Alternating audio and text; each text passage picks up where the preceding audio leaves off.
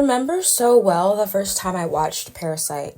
It really changed the way I thought movies could be made. 6 years after its release, it's still one of my favorite movies of all time. As someone who studied screenwriting for a year, it's obvious that the script is very tight and well written. Nothing is by accident. Parasite is not only a condemnation of classism, but also greed in society. It's about the Kim family, a poor family that slowly infiltrates the home of the rich Park family under the guise of being their employees. They take advantage of the wealthy Mrs. Park's gullible nature to secure jobs for themselves in her home. But what they didn't realize is they weren't the only ones who had this idea. What started out as an opportunity for the son Ki-woo to start working became an all-out war for the control of the house.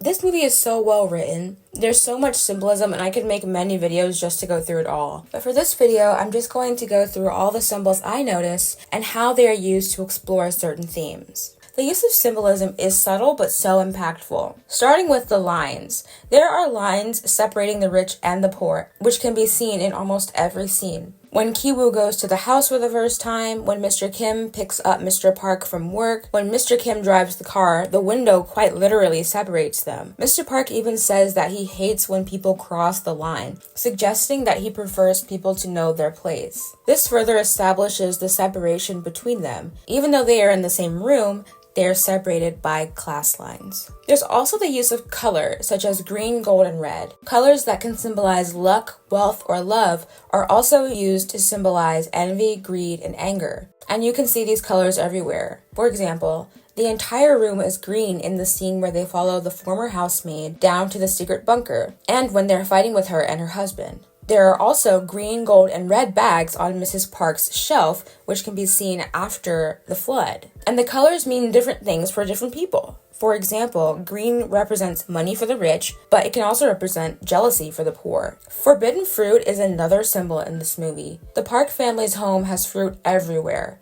It's interesting to me too how the housekeeper is constantly preparing fruit, but never seems to take from the plate herself. To me, that was symbolic of literal forbidden fruit, just another reminder that they were in this world but not really a part of it. The housekeeper is constantly serving fruit, and fruit is what they use to manipulate and get her fired. So fruit can be good or bad, a luxury or a weapon depending on the context, just like the other symbolic objects in this film. Water is also another symbol in this movie, and you can see it with the parallels between how the heavy rain affects the rich versus how it affects the poor. It shows how under the same circumstances, the disparity of wealth can affect people in drastically different ways.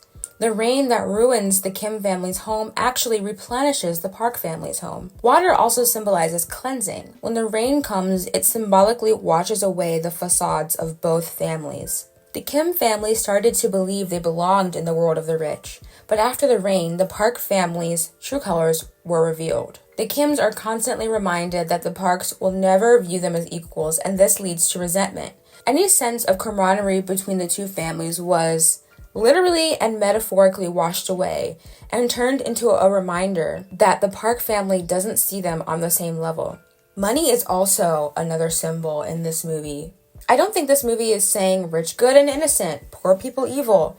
And if you do think that, then you might need to watch it again. I think this film is really about how money can be used as a shield, but people's true character will still show regardless of having or lacking wealth. Just like our other symbols, money is a luxury and a weapon. In Parasite, it's shown to be a luxury because the people who have money have options. Ki-woo's friend is off to school, Mrs. Park can afford to hire private tutors or plan a huge party on a whim, but it's also a weapon when it comes to how it is used to manipulate.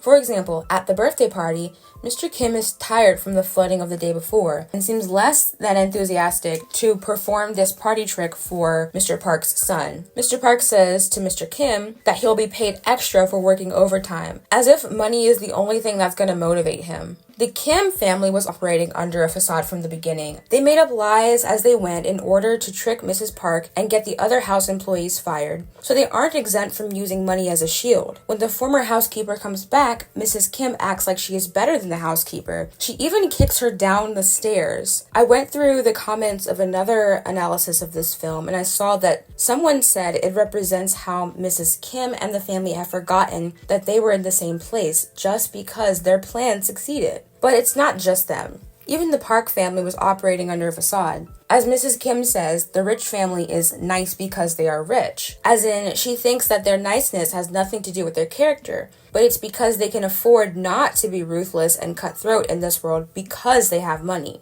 And sure, their wealth did allow them to be a version of themselves that others perceived as kind, because they didn't have to claw and fight to secure their place. Their money only allowed them to be themselves to an extent, though. I would argue that their money is actually a shield, a way to protect themselves from their own perceived flaws and hide their own shortcomings. Mrs. Park basically used her money to fix her problems, spending money on art teachers for her son to get to the bottom of any mental issues she thought he might have had, hiring a tutor for her daughter to help her with admissions. Not that spending money to help your kids is bad, especially if you do have the means, but her money was a cushion that made her blind to things other people noticed.